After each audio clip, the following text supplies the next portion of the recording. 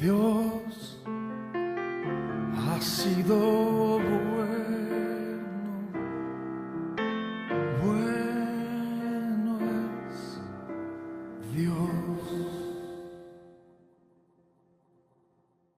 Buenos días, tomen asiento, por favor.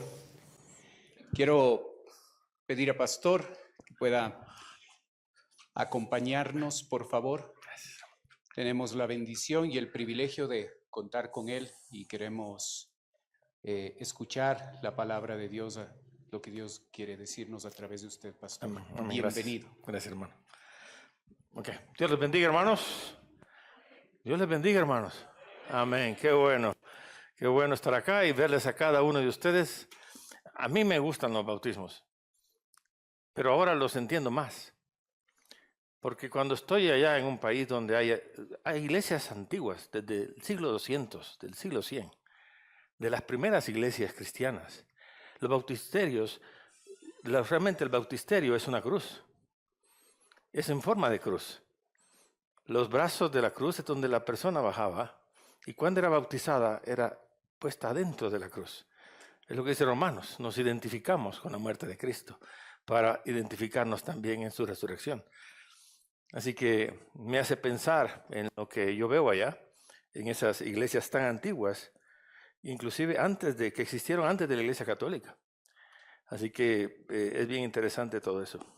Pero yo vengo, para mí, estoy visitando las iglesias que nos han apoyado todos estos años, son 25 años de ministerio, un lugar un poco difícil para estar trabajando, ¿verdad? Donde pues sí hay persecución, sobre todo por las personas que son creyentes, que han conocido de Cristo allá.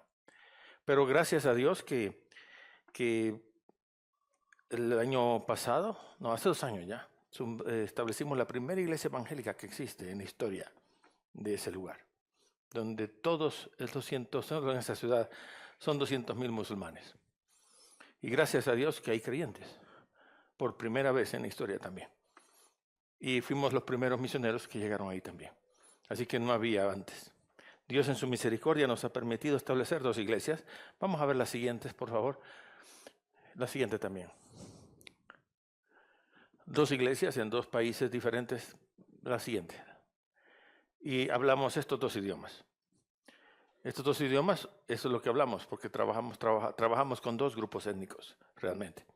La verdad que estamos trabajando hasta con 4 grupos étnicos, pero estos son los idiomas básicos en los cuales nosotros nos movemos. Por ejemplo, arriba dice,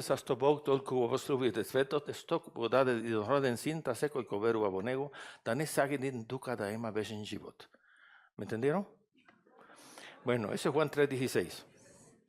Y abajo dice, se prendía de Shabbat en Sadam Birineti te Betelindurim, se cusó se besonete, te mosumbas porque te perjeshem. ¿Lo entendieron, verdad? Bueno, así que no puedo dar muchos detalles en este servicio porque pues estamos saliendo al aire y eso pone en peligro a algunas de esas personas, ¿verdad? Así que no puedo dar muchos detalles, pero quiero decirles que por la gracia de Dios hemos podido trabajar todos estos 25 años levantando 2 iglesias en 2 países diferentes con 2 grupos étnicos diferentes. Perdón, sí, 2 iglesias que empezamos de cero y otra que fuimos a apoyar para establecerla. Así que fueron 3 culturas diferentes. Y eso nos ha llevado a que aprendamos varios idiomas. De hecho, mis hijos hay uno que habla hasta 7 idiomas, ¿verdad? Los demás hablan 5. Entonces, ha sido un proceso, ha sido una bendición para ellos también, ¿verdad? Porque ellos tienen la capacidad de poder comunicarse con muchas personas. Uno de los idiomas, el que ven arriba, es el que es la base del ruso. Así que por eso nosotros podemos hablar con más de 17 países en el área que nosotros podemos comunicarnos, incluyendo ucranianos, ¿verdad? O rusos, o serbios, o todo lo que fue Yugoslavia. Así que gracias a Dios por esa oportunidad, porque hemos podido compartir el Evangelio con todas esas personas también. La siguiente, por favor. La siguiente. Bueno, para entrar en esa comunidad, por supuesto, es una comunidad islámica, es una comunidad donde es difícil entrar. Así que lo primero que nosotros tenemos que hacer es, no podemos ir con la Biblia, no podemos ir con ella, tenemos prohibido hacerlo. Y tenemos una institución, a través de esa institución que no puede ser religiosa, nosotros tenemos actividades en la universidad tenemos acuerdos con la universidad, con el gobierno también, para dirigir algunos proyectos en escuelas, en universidades, en el hospital. Yo soy médico y entonces trabajo con varios programas de medicina, incluyendo formación de estudiantes de medicina. No puedo ejercer, así que lo que hago es ser profesor. Eso sí lo puedo hacer. Entonces ayudo a los estudiantes que tienen más dificultades, con dificultades económicas, por ejemplo, nosotros les pagamos estudios, pagamos universidad, pero además los tengo estudiando conmigo. Y gracias a Dios han sido muy buenos alumnos. De hecho, la universidad reconoce que los alumnos que tenemos nosotros son los mejores alumnos que ellos tienen, ¿verdad? Porque nuestra medicina es más, nuestro nivel de medicina es mucho más alto que lo que hay en el país. Entonces eso nos ha ayudado a tener un prestigio con el gobierno. Y ayudamos a la gente que más lo necesita. La siguiente, por favor. Bueno, podemos regresarla otra vez, por favor. Ahí ven diferentes cosas. Tenemos campamentos de niños, trabajo en universidades, se dan clases de guitarra. Y en la relación que nosotros hacemos es como ellos van conociendo de Cristo. Y tenemos algunos proyectos en la comunidad como la siguiente, por favor.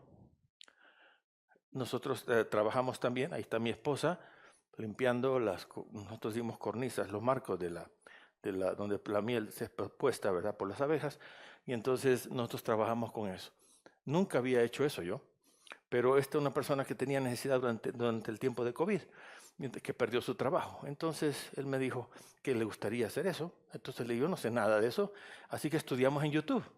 Y empezamos a estudiar juntos en YouTube y le montamos una escuela de eso con YouTube y aprendimos. Y este muchacho aprendió mucho más y ahora pues hemos llegado a tener 100 colmenas. Y con eso se le da trabajo en su aldea a la gente. También en las partes de las montañas, porque nosotros tenemos nieve. Aquí se puede ver un poco de nieve ahí arriba. Nosotros en las partes más altas compramos un tractor el año pasado, ¿verdad? Y ahora estamos sembrando papas. Sembrando papas, aprendí un poco de cómo se siembra en América del Sur, así que de lo que yo ando preguntando a los hermanos, y entonces me sirve para enseñar a otros que yo no sé nada de eso, ¿verdad? Lo que no sé, pues lo aprendo, siempre hay que estar aprendiendo.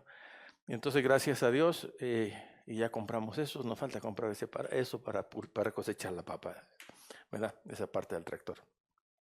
Pero Dios nos ha bendecido grandemente, y muchos de ellos así es como han llegado a conocer a Jesucristo. La siguiente, por favor. Y esa es la iglesia. Bueno, si ustedes ven, ahí aparece un nombre. Dice Tetovo Bible Fellowship. Bueno, nosotros predicamos en inglés porque tenemos 2 grupos étnicos que han sido enemigos. Pero en la iglesia son hermanos en Cristo. Así que lo hacemos en inglés para que ninguno de los 2 grupos se sienta mal. Y se les traduce al idioma de ellos. Ya sea que yo predico en un idioma, mi esposa traduce en otro. Así que yo predico en inglés y ahí con mi esposa nos ayudamos los 2. Y a veces tengo que predicar, si estoy yo solo, en los 3 idiomas al mismo tiempo. Así que se imagina cómo trabaja la cabeza. Es un poco difícil, pero lo podemos hacer.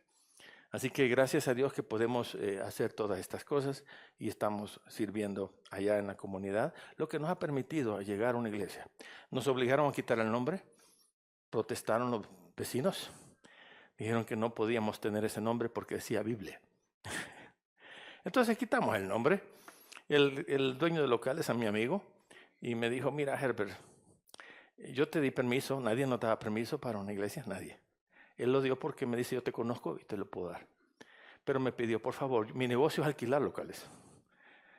Pero no puedo alquilar si todos se me van por culpa tuya. Así que por favor quítale el nombre. Haz lo que quieras adentro, pero no, quítale el nombre. Está bien, pues le quito el nombre, ¿verdad?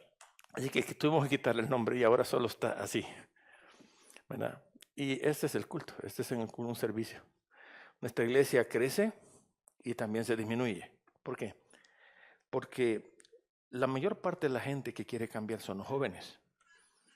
Nuestro ministerio está enfocado a adultos también, ¿verdad? Pero es bien raro que un adulto se convierta. Solo he tenido uno que se ha convertido. Ahora quiero que entiendan que ya es difícil. Nos toma 5 años discipular a alguien para que llegue a conocer a Cristo. Nosotros le llamamos prediscipulado o preevangelismo. 5 años de estar estudiando la Biblia con ellos porque empezamos desde Génesis 1:1. Y entonces nos toca mucho tiempo para que alguien llegue a entregar a Cristo su vida, pero tiene que estudiar la Biblia primero. Así que, y a veces si no entienden, tenemos que regresar de nuevo. Y por eso nos toma 5 o 6 años que alguien llegue a entregar su vida a Cristo. Gracias a Dios tengo a uno de mi edad, ¿verdad? Que ese sí está convertido. Él aún no se ha bautizado, pero aquí tenemos los bautismos. Y créanme que el agua, yo no sé si estaba helada, aquí como estaba fría, estaba caliente. Qué bueno, porque allá en el río estamos, como tenemos menos 24 grados de temperatura en el invierno, solo podemos bautizar en el verano. Y los ríos tienen una temperatura de 9 grados aún en el verano. Así que no se imagina, uno bautiza y parece que los pecados salen en cubitos, ¿va? Por cubitos de hielo, porque es terrible. Uno quiere entrar y salir rapidito. Pero miren, Dios es bueno y esta gente se ha convertido, son jóvenes. Pero, puedo pedir un favor, si están filmando o tomando fotos, no vayan a poner esto en internet, ¿ok? Ellos tienen que irse del país. Porque el joven al convertirse tiene que cambiarse el nombre. Los nombres están ligados a la religión. Así que si uno es musulmán, el nombre es musulmán. Si uno es ortodoxo, el nombre es ortodoxo. Es religioso. Todos tienen un nombre religioso. Entonces, si se convierte el musulmán a cristiano ortodoxo, se convierte a la religión del enemigo. Porque cuando fue la guerra de Kosovo, eran también cristianos ortodoxos los que mataban kosovares albaneses. Y cuando los mataban, con un cuchillo les cortaban en el pecho y les marcaban una cruz. Y la cruz es un símbolo de odio, no es un símbolo de amor. Así que eso es lo que sucede. Entonces, cuando alguien se convierte, es bien difícil, pero cuando sucede, esta persona lo mejor es que se vaya. Así que, y sobre todo cuando se va a casar. ¿Por qué? Porque no hay cristianos. Es la única iglesia evangélica. Así que, ¿qué me toca a mí? Estar buscando esposos y esposas. Y ellos, como la costumbre es que el padre es el que busca a los esposos, los chicos no pueden buscar los esposos, son los padres. Y entonces, cuando me toca a mí, como su padre espiritual, buscar la esposa. Y así que los discípulos vienen, Herbert, buscame esposa. Por cierto, que he venido a buscar esposa en este viaje. No para mí, sino para este chico. Ya le voy a decir por qué. Porque me encargan. Recibo una llamada de Grecia un día y me dice, ¿usted es Herbert Handel? Sí, le digo yo, ¿es cierto que usted busca esposas? Pues sí, ¿cómo la querés? ¿Verdad? Entonces ya me dijo, ¿verdad? Que entonces ya me comuniqué con un pastor en otro país. Para decir, mira, tengo un chico que se quiere casar, pero donde vive no puede vivir su fe. Entonces me dice, ok, entonces ya se conocen y en 3 meses se casan. O en 1 mes, porque en su cultura sí es eso. No es cuestión de amor, no es cuánto sientas. Ellos confían en lo que uno le dice. Y si uno recomienda a alguien, ellos lo creen. A mi hija me la pidieron cuando tenía 5 años. Sí, y me ofrecían un burrito por ella. Cuando tenía 17 años me ofrecieron un apartamento. Yo dije, estamos mejor, ¿verdad? Pero mejor me espero a ver si me dan algo más, ¿verdad? Pero en eso ella aplicó una beca y se fue a Estados Unidos y cuando el gringo con el que se casó me invitó a un milkshake. Fue todo lo que me dio. Aunque sea el burrito hubiera agarrado, pero por andar ambicioso no siempre funciona. Así que así es esto. Y uno tiene que convivir con todo eso y crecer con ellos. Pero quiero hablar de por ejemplo, está en Suiza, casado con una joven cristiana. Él está en Brasil. Ella está en Alemania. Él es el único que tengo ahorita. De repente tengo 10 discípulos, de repente se me casan todos y se van. Porque no pueden hacer vida matrimonial ahí. No se pueden casar con una cristiana. Entonces tienen que irse. Y entonces soy su padre espiritual, entonces esperan que yo les ayude a buscar esposa o esposo. Este joven tiene 36 años. Él es profesor de filosofía, tiene un máster en educación. Y ahorita le estamos apoyando con mi esposa para que él saque otro máster en educación especial, porque no le dan trabajo, porque es cristiano. Pero teniendo otro máster, él puede competir para un puesto universitario, para ser profesor tal vez. Y entonces esperamos que eso le dé un nivel que le permita competir y ganarse un puesto en la sociedad. Así que él trabaja en la construcción. Y donde él trabaja, no le dicen su nombre, le llaman el nadie. Así le llaman. ¿Y qué me dice el Herbert? Allá mi esposa, porque yo no me quiero casar con una musulmana. Es lo único que él tiene alrededor. No va a su casa porque su madre siempre le tiene a una chica ahí. Ella va a 36 años, la gente va a pensar que tiene un problema y por eso no se ha casado. Y eso es una deshonra para la familia. No solo para él, es deshonroso para la familia. Y van a creer que tiene un problema de salud, un problema mental o otros problemas. Así que él tiene presión de la familia porque tiene que casarse. O va a ofender, eso va a impedir, si él no se casa. Y la gente sospecha que él tiene un problema, su hermano menor no se va a poder casar tampoco. Porque lo que va a decir la familia de la chica, digamos, si conoce a una chica, su hermano menor, que el hermano mayor tiene un problema, así que mejor que no se case con el hermano menor. Todo afecta en su familia. Así que, y él me dice, yo no me caso con una musulmana. Yo me caso solamente con una cristiana. Y está esperando. Inclusive ahorita que yo venía para acá, ya está en clases de español, imagínense, porque está animado que le voy a llevar a alguna de ustedes, no sé. Así que algunos si quieren anotar, necesito a alguien entre los 30 y los 35 años. Pero bueno, si tiene la bendición del pastor, por supuesto. ¿No? Es cierto. Y uno dice, ¿estamos en qué siglo estamos? Pero así es la situación. Y antes, cuando nosotros llegamos, hace ratos, 25 años, estaba una ley que si mi hija no se casaba con quien yo decía, yo tenía el derecho de matarla. Ahora eso ya no existe, ya no sucede. O si sucede, tal vez en algunas aldeas, pero no sucede, ya no es tan común. Ya no se mira ese problema. Bueno, porque ha cambiado un poco la sociedad. Quieren entrar a Europa y entonces quieren cambiar ellos. El asunto es que pero saben que el costo que ellos pagan por ser cristianos es alto. Y no son libres. ¿Y usted tiene libertad aquí? ¿Se da cuenta? Usted que me oye en casa y tiene libertad para ir a la iglesia, para crecer espiritualmente, para involucrarse en un ministerio. Usted que esté aquí, tiene cómo servir. Allá los primeros cristianos llegaban con una Biblia envuelta en periódicos, porque la gente les decía cosas y los quería avergonzar en la calle. No se imaginan el precio que ellos pagan.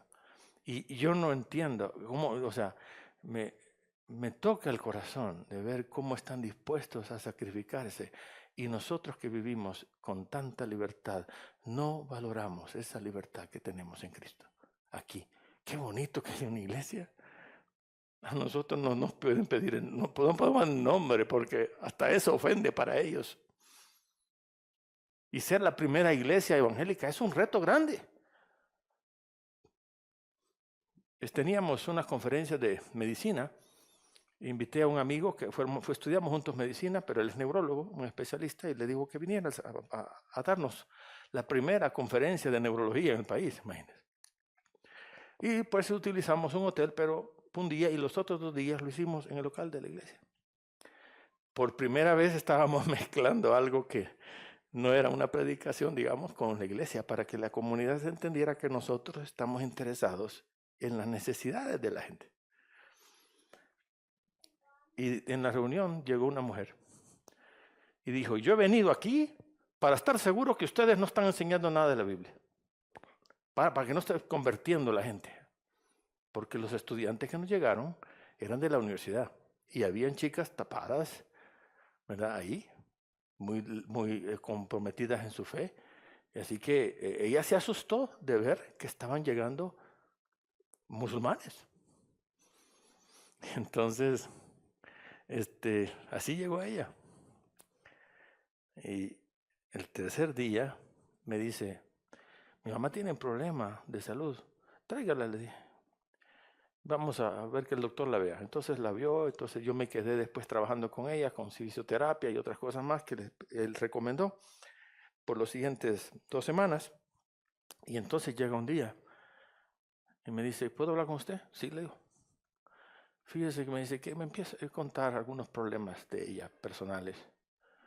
Entonces, bueno, yo tengo que usar la Biblia. No, está bien, me dice, úsela. Y empiezo a usar la Biblia con ella. Y entonces, como yo sabía que había llegado de espía, ¿verdad? El asunto es que ahí la llevé por la Biblia, mire, la Biblia dice esto, y ella empezó a sacar cosas de su corazón. No, miren, no puedo decir todo lo que ella sacó. Había tanto amargura, de abusos, no puedo decirles cómo estaba la situación de ella. Era terrible.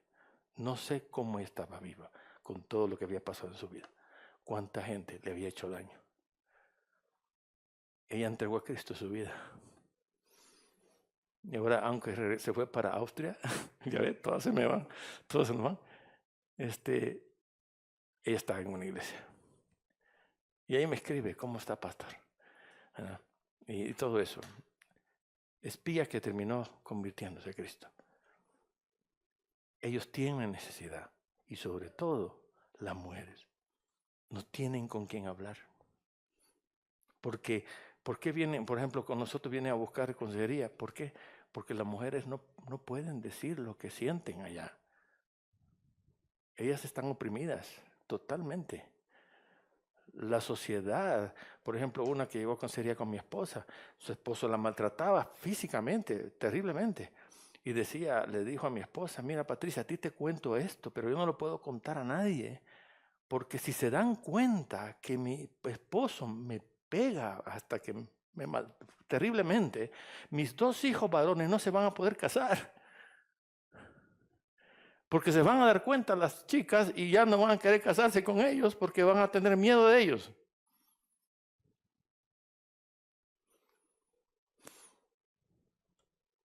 ¿Se da cuenta lo limitado que están? Pero gracias a Dios que hay una luz ahí. Hay un lugar donde la gente puede ir y puede decir, mire, yo conocí a Cristo, vengo de una familia árabe. Soy de origen palestino realmente, de familia palestina que emigraron a El Salvador. Por eso mi apellido no es latino. Yo crecí dentro de ese contexto. Mi familia es de Belén. La iglesia Natividad era la iglesia del barrio de mi familia. Católicos de siglos, de los primeros siglos. El mundo en los primeros siglos solo era católico, ortodoxo, cóptico o judío. No existía el Islam. Así que yo vengo de una familia que tradicionalmente se declaró católica. Y fue difícil para mi padre ver mi conversión. Yo lo avergoncé a él. Y yo me sentía mal por él. Yo siempre fui obediente. Y no esa clase de obediencia que por ley. Mi padre era bien estricto, sí. Pero a mí me dolía verlo a él avergonzado. Así que él se molestó conmigo. Y me dijo, aquí no tienes nada más que donde dormir. Pero mi madre, muy especial, pues me guardaba comida. Yo no pasaba en el día ahí, porque yo estaba estudiando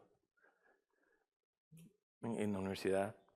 Así que mi madre me guardaba comida y en la noche llegaba a comer. No quería ver a mi padre, no porque no lo quisiera, sino porque me daba pena verlo. Yo sabía que él sufría. Yo había avergonzado a su familia. Pero gracias a Dios, en la misericordia de Dios, un día mi padre conoció a Cristo. Y mi madre también. Y yo lo bauticé cuando establecimos la segunda iglesia. Eso fue un milagro para mí. Y pasé a ser su pastor, no solo su hijo.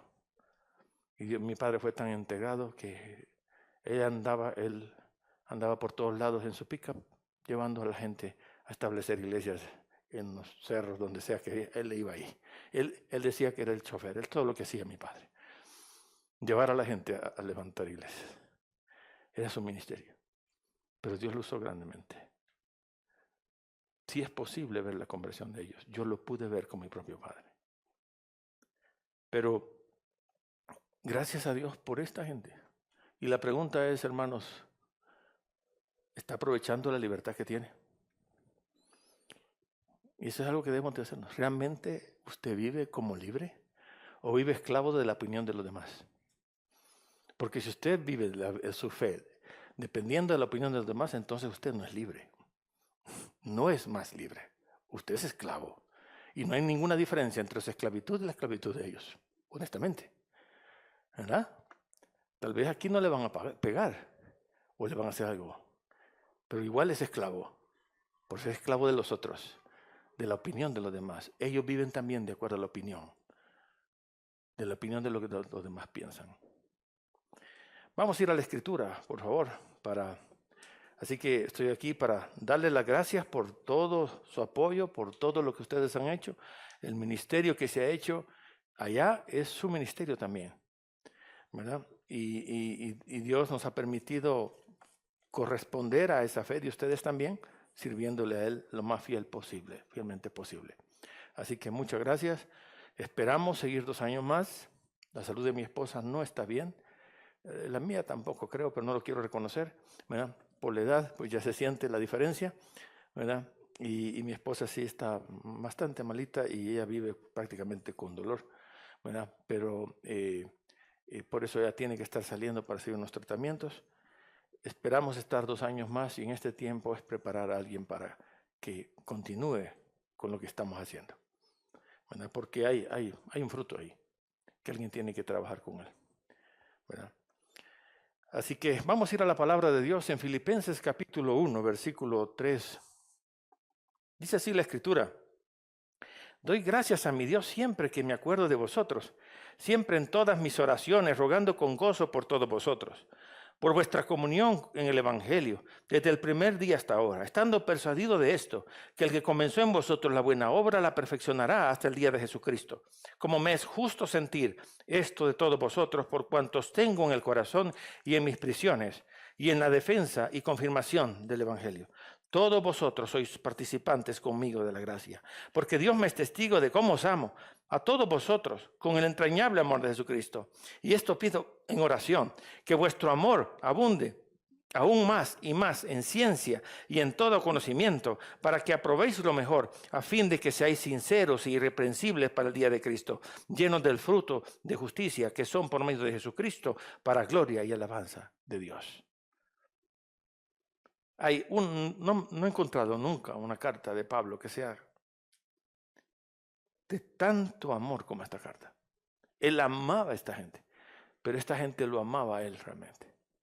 Y no era una iglesia grande, era una iglesia pequeña. Eran pobres también, no eran ricos, eran gente con sus limitaciones, son los macedonios. Ahí mismo donde yo trabajo, ahí mismo donde he servido.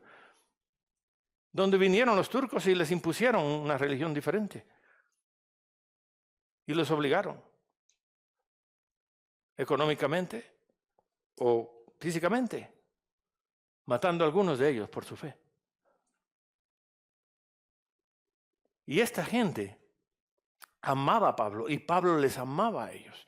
Miren lo que dice Pablo: doy gracias a mi Dios siempre que me acuerdo de todos de vosotros, siempre en todas mis oraciones rogando con gozo por todos vosotros. Ahora, ¿por qué ruega Pablo? Dice, por vuestra comunión con el Evangelio, desde el primer día hasta ahora. Si algo sabe Pablo de esta iglesia, es que ellos tenían una comunión con el Evangelio. Ahora, ¿qué es comunión? Comunión es tener algo en común. Y eso es bien interesante. La pregunta es, ¿qué es lo que es tener algo en común con ese Evangelio? ¿Qué significa? ¿Qué es lo que Pablo buscaba o esperaba de ellos? ¿Qué debería de ser tener una comunión con el Evangelio? Y es lo que nosotros deberíamos de tener en nuestra vida. Y por eso tienen a ustedes ahí 4 puntos.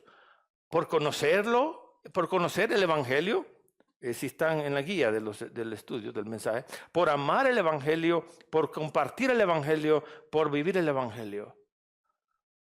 Y hay otros 2 puntos que no los puse porque no sé el tiempo cómo vamos a estar.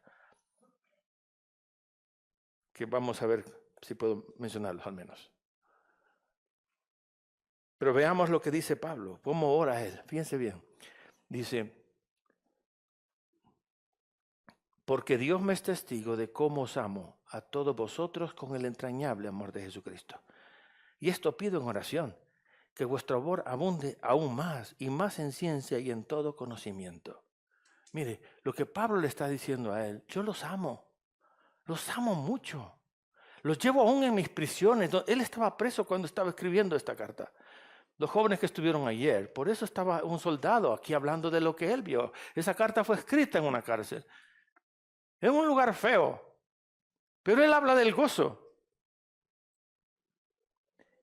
Y Pablo dice que está bien que me amen, está bien que me aprecien, está bien que me tengan como un líder espiritual, pero quiero decirles que por encima de ese amor es mejor que amen el evangelio, que conozcan ese evangelio, porque aquí dice, y pido en oración que vuestro amor abunde más y más en ciencia y en todo conocimiento. ¿De qué? De ese mismo evangelio. La palabra evangelio se repite varias veces en este libro. ¿Y qué es evangelio? Esas buenas nuevas. Miren, hermanos, esas buenas nuevas tienen que cambiarnos a nosotros. Cuando hablamos de buenas nuevas o de evangelismo, solo estamos pensando en que la otra persona conozca a Cristo. Pero hermanos, a veces nosotros estamos evangelizando, pero ese evangelio no nos ha cambiado a nosotros. ¿Por qué? Porque lo estamos haciendo solamente automáticamente. El evangelismo debe ser resultado de lo que está sucediendo en mi vida. El problema es que a veces nosotros estamos confiando y valoramos a las personas. Esta persona es espiritual por lo que hace. Dios está más interesado en lo que es que en lo que hace. Yo no soy más espiritual por estar aquí. Seguramente hay gente más espiritual sentada ahí donde usted está que yo. Ni yo estoy en mejor posición ante Dios que usted. Porque todos los que estamos aquí somos pecadores. Y Pablo les dice a ellos, miren, deberían de amar ese evangelio, de tal manera que lo conozcan, pero no solamente de conocimiento por la letra, por un conocimiento intelectual, sino por vida, que eso pase a ser parte de su vida. Allá una de las cosas que me impresionaba es cómo compartir el evangelio. Cuando habíamos establecido la primera iglesia, que fue en Albania, cuando establecimos esa iglesia, allá es más libre, allá los musulmanes son nominales, así que no son practicantes. Y uno puede compartir con ellos el evangelio, y por eso hay iglesias. El asunto es que cuando establecimos esa iglesia, yo estaba predicando un día y les digo, todos somos pecadores. Y ellos me dicen con la cabeza, no. Yo dije, y dijeron, no, bueno. Entonces, estoy hablando de hermanos en Cristo que se les ha discipulado, ¿verdad? Entonces, les explico, sí. Y quiero explicarles algo. Ellos pueden decirle que sí por honrarlo a usted, pero su mente están pensando que la mitad es cierto y la mitad es mentira. Esa es la mentalidad musulmana. Y a veces ustedes pueden hablar con un musulmán y les dicen, ¿acepta a Cristo? Sí, voy a aceptarlo. ¿Qué tengo que hacer? Repita esta oración. Ya estuvo. También ellos hacen lo mismo. Repiten una oración y ya son musulmanes. Así que para ellos, ¿por qué? No es que están aceptando a Cristo, solamente lo quieren honrar a usted. Porque la honra es muy importante para ellos. Así que los hermanos decían, no, bueno, vuelvo a explicar. Como el mes vuelvo a predicar y digo lo mismo, todos somos pecadores. Y ellos dicen, no. Entonces otra vez vuelvo a explicarles. Sí.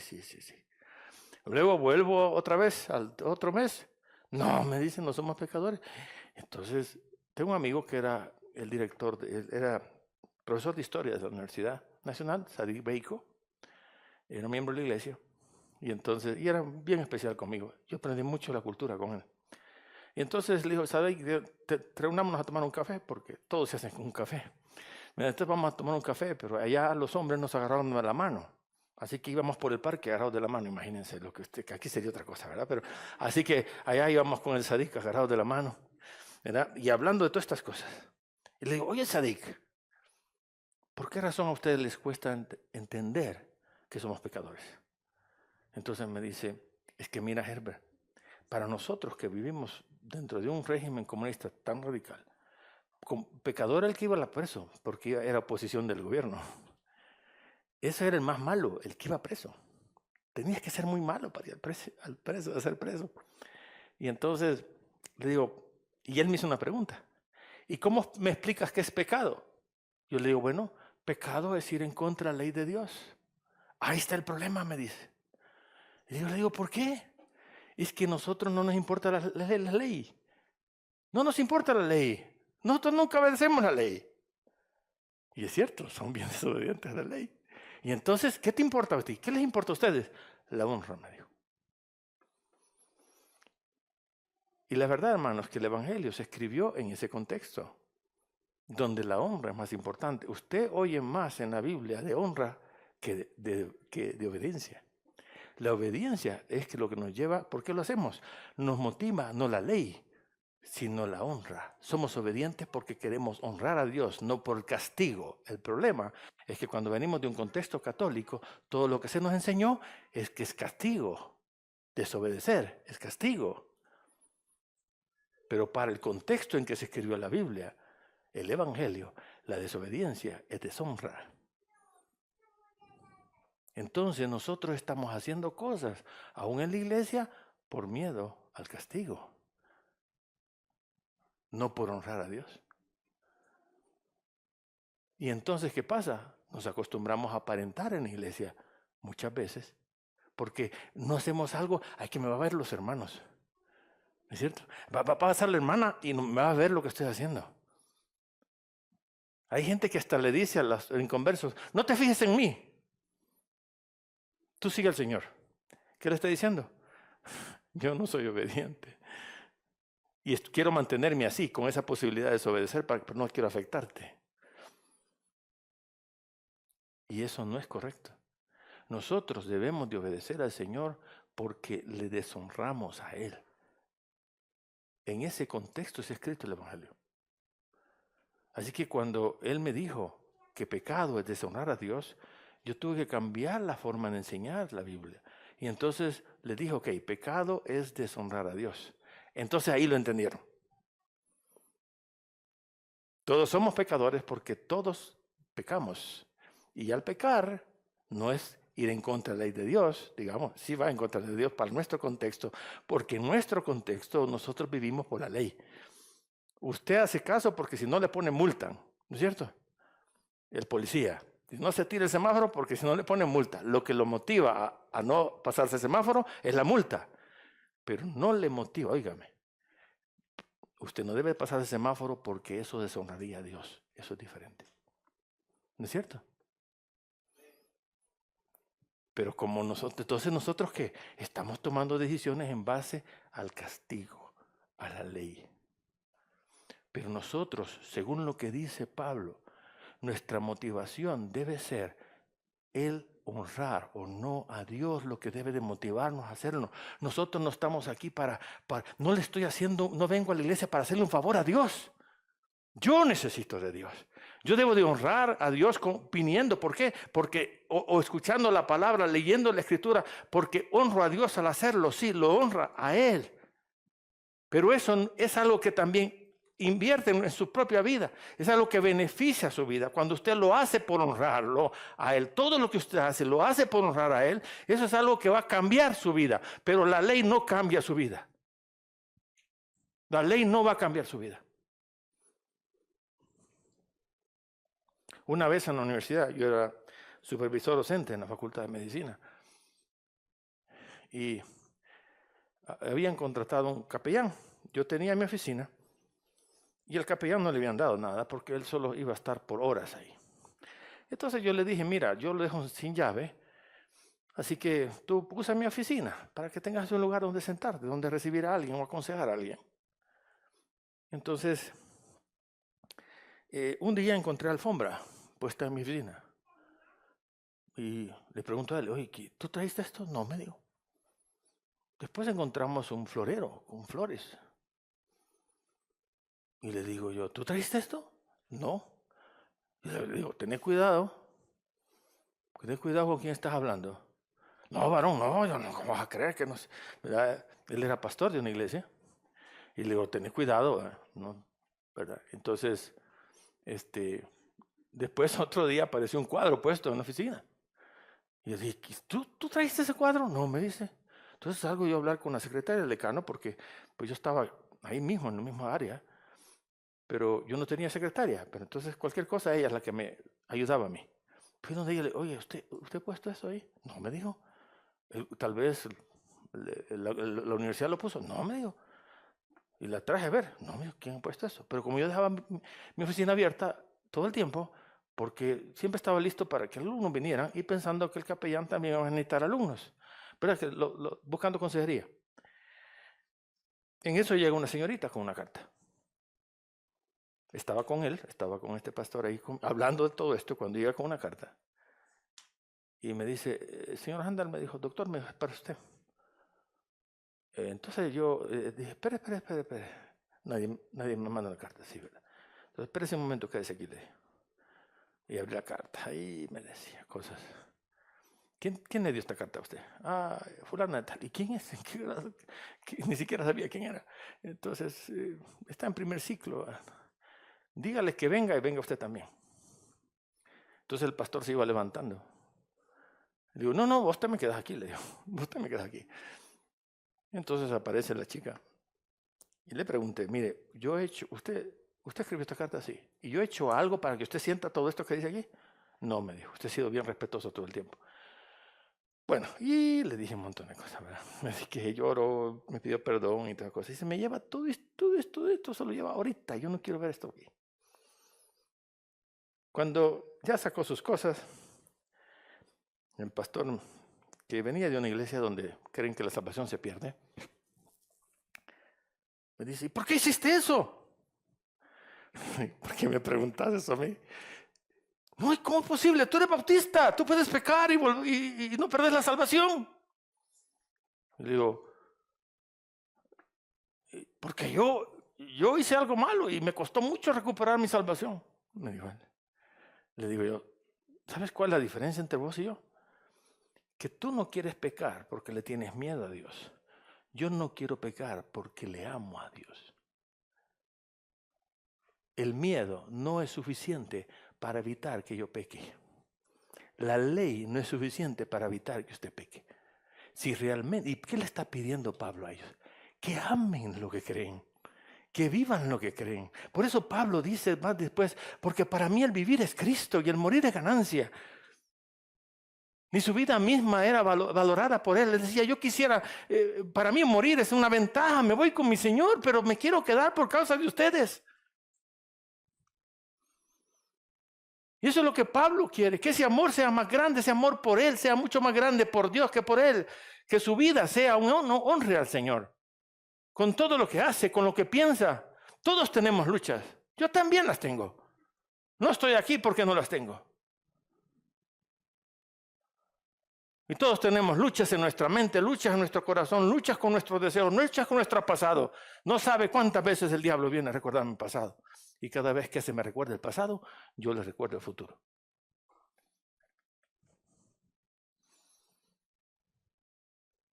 Yo me convertí a los 20 años. Y era médico de la guerrilla. Y hay otras cosas de mi vida que no estoy satisfecho.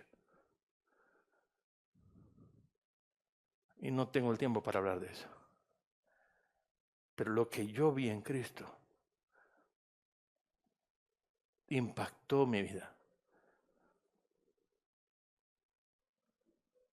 Cuando yo conocí a Cristo no fue porque fui a una iglesia. Bueno, nadie me invitó a la iglesia. Yo conocí a Cristo porque después de atender un parto en el tiempo de la guerra, tocó algo en mi corazón. Y me di cuenta que lo que yo estaba haciendo, muchas de las cosas que estaba haciendo no estaban buenas. No puedo dar detalles de eso. Pero llegué a mi casa y agarré una Biblia que mis padres tenían abierta en el Salmo 90. Una gran Biblia, con un montón de imágenes. Y después de leer los evangelios, honestamente, como 5 o 6 veces, un día miércoles dije, voy a salir y voy a ver qué dicen los evangélicos. Porque yo sé lo que es el catolicismo. Porque quiero ver qué dicen los evangélicos. Y salí de mi casa y la primera iglesia que encontré fue una casa. Yo estaba en una casa, la iglesia bautista Miramonte, donde estaba el hermano Jeff Adams predicando. Y no entré a la iglesia. Me quedé en un poste de luz. Y todos los miércoles yo estaba en el mismo poste de luz escuchando el mensaje. ¿Y sabe por qué no entraba? Porque decía, esto me van a dar una lista de lo que no tengo que hacer. Pero un día entré. Por un perro, pero eso es otra historia. Tuve que entrar. El asunto es que... Ya se me olvidó lo que le iba a decir, ya la edad me afecta. Bueno, el asunto, hermanos, es esto.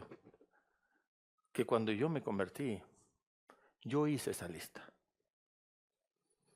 Y esa lista empecé a poner fechas de las cosas que iban cambiando en mi vida. Yo hice esa lista. Y yo puse fecha. Cuando empecé a orar y cuando la fecha cuando eso ya no era un problema para mí. Y cada vez que seguía estudiando la Biblia, cada vez que tachaba una cosa decía, vaya, ya esto ya no lo hago. Qué bueno, ya no hago eso. Dios me daba otras 4 más. Y es verdad que seguía con la lista. Hasta ahorita tengo la lista. No con las mismas cosas que yo tenía hace años. Hace 40 y algo de años. Yo me convierto a mis 20. A los 21 empecé la primera iglesia. Pero ¿sabe cuál era lo que me retaba a mí? Yo decía, voy a levantar iglesias donde no hay. Porque yo tuve la oportunidad que encontré una iglesia. Y yo quiero darle esa oportunidad a otros que encuentren una iglesia. Y en las 2 ciudades del país, El Salvador, donde levantamos iglesias, eran lugares muy difíciles de estar. Y luego Albania, luego Macedonia, otras 2 iglesias. Y esta última es donde es mucho más difícil estar. Pero ¿sabe? Hay una iglesia. Y el que quiera buscar al Señor puede encontrarla. Aunque tengamos 200,000 alrededor que no creen lo mismo. Pero hay un lugar.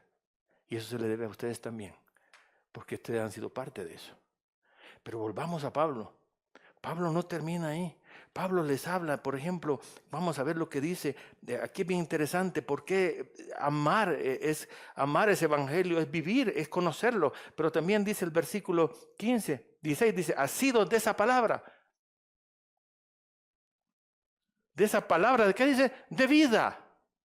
No de muertos, no para muertos, sino para los que están en vida. Esa palabra de vida es algo que quiere decir que nosotros lo podemos vivir. Uno de nuestros alumnos llega, como nosotros en la institución no podemos hablar de Cristo, lo que nosotros hacemos es que al conocerlos y conocemos su situación, al entrar en una amistad con ellos, entonces ellos nos empiezan a preguntar. Así que este joven me dice, mi papá es el imán en una aldea, o sea que es sacerdote musulmán. Y yo estudié para ser imán también. Y yo amaba mucho a mis maestros. Pero cuando yo vi sus vidas, no me gustó lo que vi, me dijo. Así que yo veo, me dice, que ustedes viven lo que creen. Entonces le pregunté, ¿quieres saber por qué? Sí, me dijo, tenemos que estudiar la Biblia. Así que tenemos 5 años de estar estudiando la Biblia. Todavía no se ha convertido, pero está estudiando la Biblia conmigo, 5 años. Y yo sé que para él es tremendo, porque si él se convierte, su padre va a perder su trabajo, pueden ser expulsados de la aldea. Hay un montón de cosas que le puede pasar a ellos por ser cristianos. Y él, si yo sé que si no ha llegado a Cristo en este momento, es por eso. Porque las consecuencias que pueden venir por entregar su vida a Cristo y volverse cristiano, va a afectarle totalmente a su familia. Estábamos en una reunión, invito a varios amigos, así que tengo un desayuno al mes con varios profesores de universidad, de escuela, y entonces yo comparto los valores bíblicos, ¿verdad? Y entonces, ¿por qué están ahí? Vienen como 20, 30, porque me conocen. Es la relación que tengo con ellos, es que ellos respetan, ¿me entienden? No es que se trata de que les he dado cosas, sino que han aprendido a respetarnos a nosotros. Y entonces llegan ahí, tal vez por honrarnos, posiblemente que sí. Es más probable por eso que nos estamos queriendo honrar, pero llegan. Y entonces un día este chico, muy enojado, se para y dice, es que lo que pasa es que nosotros los musulmanes no vivimos lo que creemos, dice, enfrente de ellos. Tuve que decirle, cálmate, a él le puede pasar algo, cálmate. O sea, que él, para mí, ha cambiado. Hay algo ahí que ha sucedido, pero que lo mantiene oculto por lo que puede suceder. Porque no se trata solo de él. Si solo fuera de él, ya se hubiera convertido, o menos ya se hubiera bautizado. Pero como se trata de toda su familia y todo lo que va a afectar a su familia, por eso no lo hace. Y él me ha dicho, tus enemigos son mis enemigos. ¿Y sabe qué quiere decir eso? Que si yo le digo, fulano es mi enemigo, él se va a encargar de él. Y se va a encargar de él. Créanme.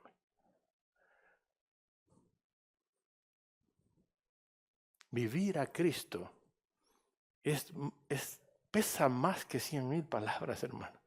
La gente necesita ver a Cristo en nuestra vida. Podemos hablar un montón de Él. Pero la pregunta es, ¿estamos viviendo? ¿Ese Cristo está viviendo? ¿Ese evangelio no solamente es para compartir? Esas buenas nuevas pensamos que es para otros. No, esas buenas nuevas son para mí también. Ahora, cada día debe ser una buena nueva que yo recibo de Dios. Cada vez que estoy con Él, que debe de transformar mi vida. Tiene que afectar mi vida de alguna manera. Podemos compartirlo y decirle, créanme hermanos, es más fácil predicar a Cristo que vivir a Cristo. Es más fácil. Llegaron unos jóvenes de Estados Unidos que fue un problema, un par de jóvenes que llegaron a ayudarnos, se supone, pero fue tremendo. Se les pidió que no fueran a ciertos lugares y no les importaba. Y estaban dando un mal testimonio. Así que uno de ellos me dijo, cuando hablé con ellos y les pedí que si no cambiaban tenían que irse, me dijo, yo no tengo que ser tan santo en mi iglesia, me dijo. Bueno, le digo, si no puedes vivir tu evangelio, si vivir en tu iglesia no te demandan nada, pues aquí sí, le digo, porque tú estás arruinando todo el trabajo de tantos años. Así que gracias a Dios se fueron.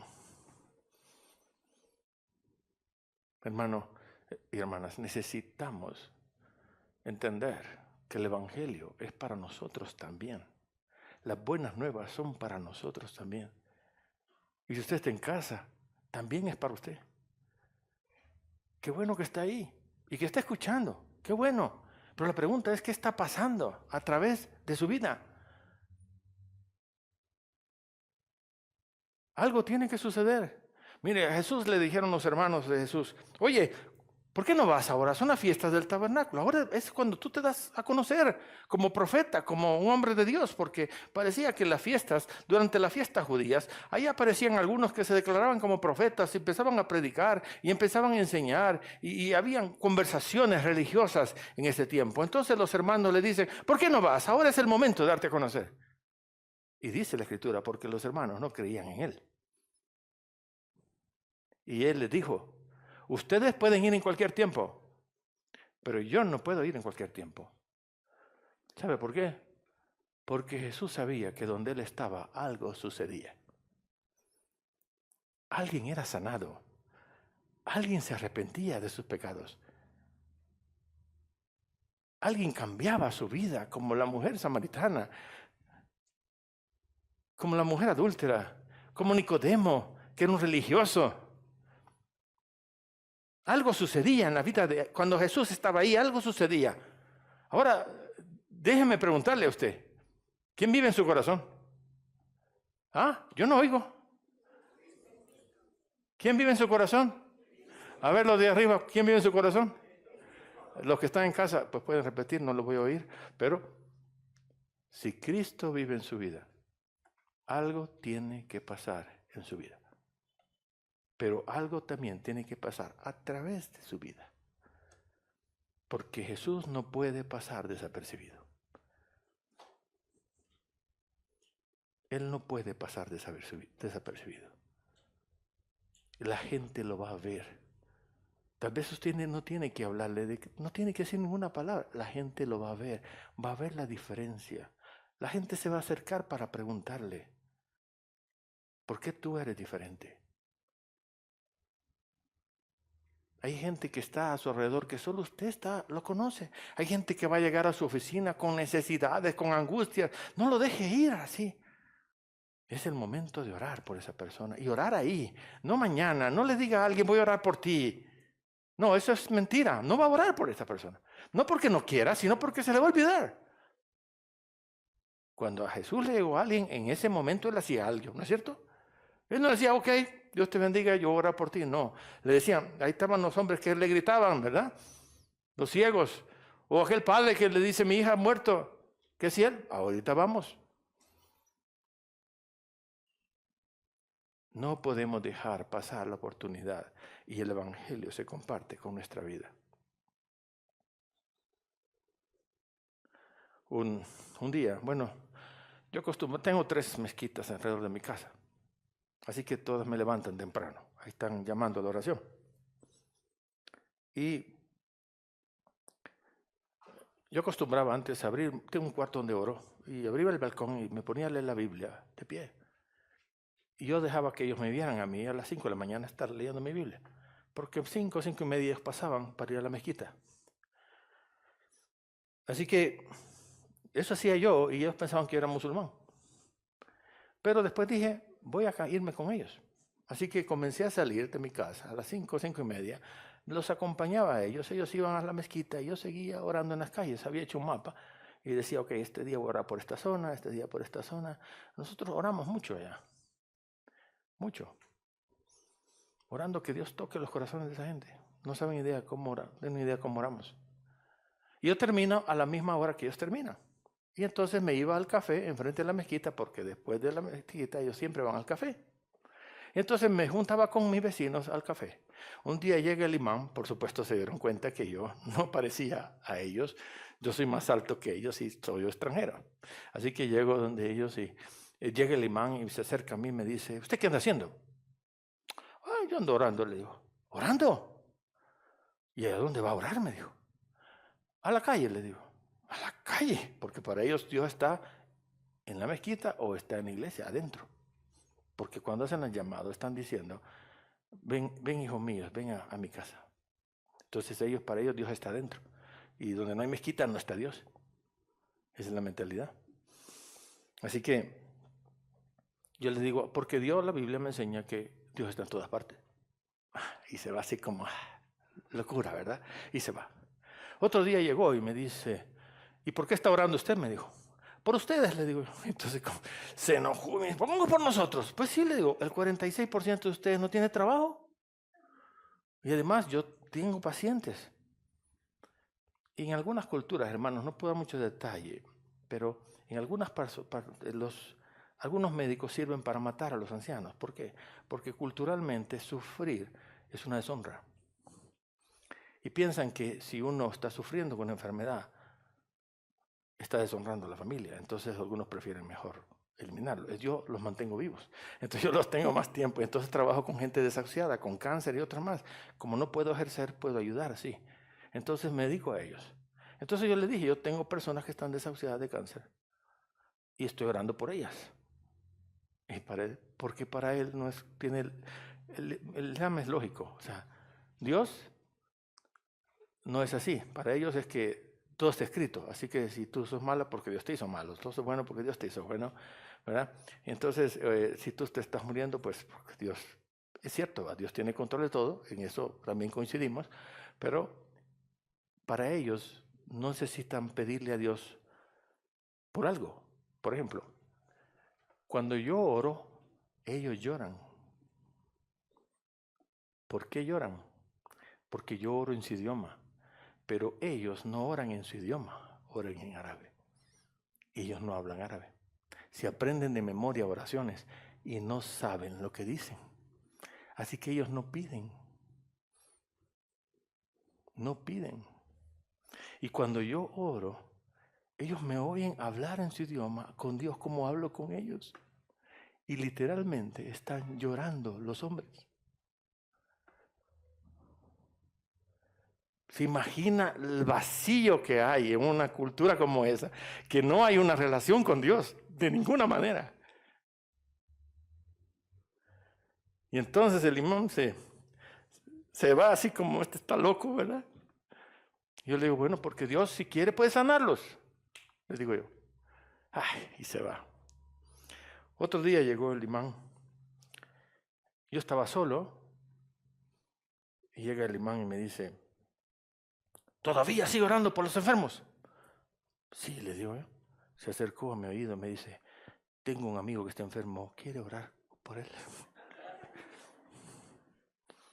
Y le digo, por supuesto, aquí está este número de teléfono, me llama a las 24 horas, me dice, y vamos juntos a orar por él.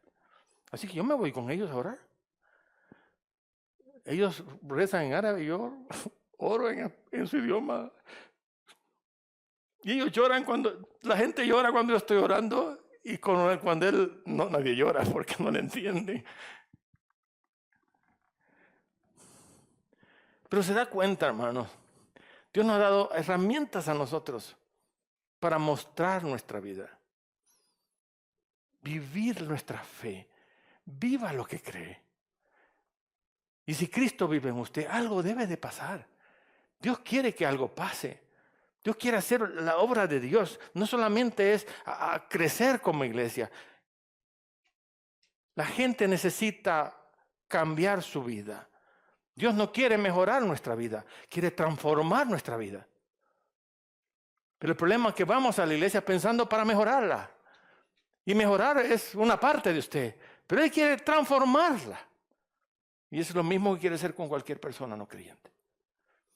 Y si usted está esta mañana aquí y visita esta iglesia y nunca ha entregado su vida a Cristo, usted está escuchando este mensaje. Quiero decirle que el plan de Dios no es que usted mejore su vida, sino Él quiere transformar su vida. Y eso comienza desde ahora. Así que, queridos hermanos, les invito a considerar su fe para vivirla. Cree en Cristo, viva a Cristo.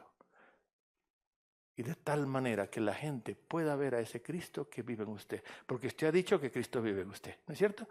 Así que si Cristo vive en usted, algo debe de suceder. No porque usted es bueno, sino por la presencia de Él. Amén. Que Dios les bendiga, hermanos. Dios ha sido bueno, bueno es Dios.